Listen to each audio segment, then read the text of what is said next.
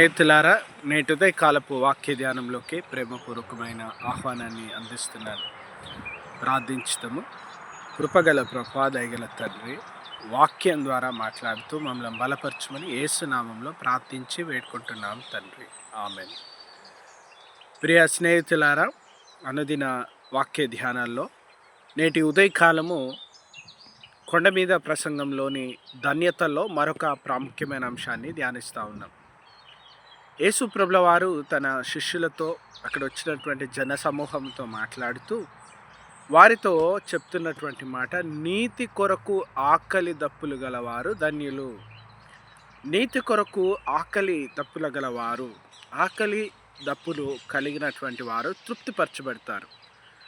ఆకలి దప్పిక అనేటువంటి మాట మన దృష్టిలో చాలా తేలికగా కనపడేటువంటి ఒక విషయం కావచ్చు. కానీ బాగా ఆకలిగా ఉన్నప్పుడు మనసుకు ఇంకొక ఆలోచన ఏదే రాదు. కేవలం ఆ పూట కడుపు నిండితే, ఆ పూట వారికి కావాల్సింది దొరికితే, ఆ క్షణం కడుపు నిండేదాకా ఇంకొక ఆలోచన రానటువంటి స్థితిలో ఉంటారు. దప్పిక కూడా నోరెండిపోతూ ఉంటే, నీరు దొరికితే, కడుపు నిండితే బాగుండు అని ఆలోచించేటువంటి పరిస్థితిలో ఉంటారు. ఇంకా ఏ ఆలోచన ఉండదు. దేవుని కార్యముల పట్ల, సేవ పట్ల, నీతి బట్టి ఆలోచన చేసేటువంటి వారు ఆ రీతిగా ఉండాలని దేవుని వాక్యం తెలియజేస్తూ ఉంది. దేవుడు పాపమును పాపమని, తప్పును తప్పని, ఆయన ఉన్నట్లుగా ఇచ్చేటువంటి దేవుడు. కనుక ఎవరైతే ఆ నీతి తమ కుటుంబంలో, తమ వ్యక్తిగత జీవితంలో, సంఘంలో, సమాజంలో ఉండాలి అని కోరుకుంటా ఉన్నారో వారు ధన్యులు, వారు తృప్తిపరచబడతారు. ఈ లోకంలో ఒక నానుడు ఉంది, యథార్థవాది లోక విరోధి. ఉన్నట్టుగా మాట్లాడితే ఊరిలో ఎవరు మెచ్చరు. కానీ దేవుని వాక్యం చెప్తుంది, సరైనటువంటి జీవితాన్ని ప్రభు ఇష్టపడతా ఉన్నారు. ఆయన నీతిని కోరుకునేటువంటి దేవుడు. పాపమును, తప్పును ఖండించి దేవుని దృష్టిలో ఆయన అంగీకారమైనది, యుక్తమైనది, చేయవలసిన దాని కొరకు జీవించేటువంటి వారిని ప్రభు ఇష్టపడతా ఉన్నారు. ఆ రీతిగా జీవించేటువంటి జీవితాన్ని యేసయ్య కోరుకుంటా ఉన్నారు. నేటి ఉదయకాలము వాక్య భాగం మనకు జ్ఞాపకం చేస్తుంది. మోషే గారు ధర్మశాస్త్రాన్ని అందించి, ఆ ధర్మశాస్త్రంలో మొదటి 4 ఆజ్ఞలు దేవునితో సరైనటువంటి సంబంధాన్ని పోలిస్తే మిగతా అన్నీ తోటి వారితో, పొరుగు వారితో, సహోదరులతో, సమాజంలో ఉన్న వారితో ఏ రీతిగా జీవించవలసి ఉన్నదో నేర్పుతా ఉంది. ఇదే నా కొండ మీద ప్రసంగం అదే తెలియజేస్తుంది. ఎవరు ధన్యులు? Who is happy? Who is blessed? ఎవరు దేవుని నీతిని కోరుకుంటారో, ఎవరు దేవుని నీతిని ఇష్టపడతా ఉన్నారో, ఎవరు దేవుని నీతి కొరకు పాటుపడడానికి ఇష్టపడతా ఉన్నారో వారు ధన్యులు.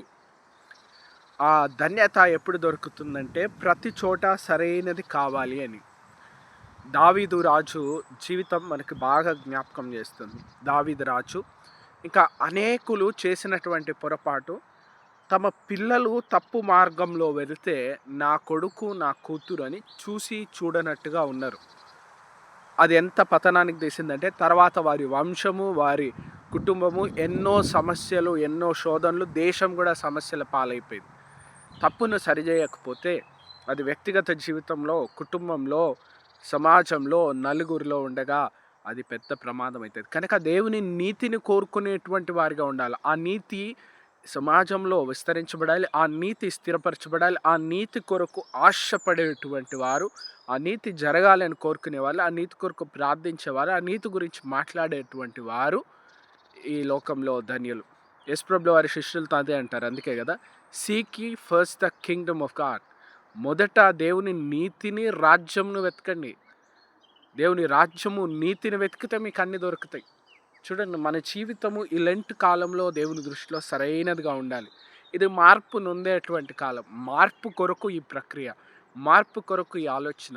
మన జీవిత విధానం మారాలి, మన ఆలోచన మారాలి, మన విధానం మారాలి, మన బ్రతుకు మారాలి అని కోరుకుంటున్నాం. కనుక మార్పు నొందే స్థితిలోకి నడిపించబట్టకు దేవుడు తన కృపను కలుగజేయునుగాక. ప్రార్థించుకుందాం. కృపగల ప్రభువా, నేటి ఉదయకాలం ఎందరైతే వాక్యం విని ఉన్నారో వారందరినీ మీరు దర్శించి వారి అవసరతల అక్కర్లను తీర్చమని యేసు నామంలో ప్రార్థిస్తున్నాం తండ్రి. Amen, God bless you all. దేవుడు మిమ్మల్ని దీవించును గాక.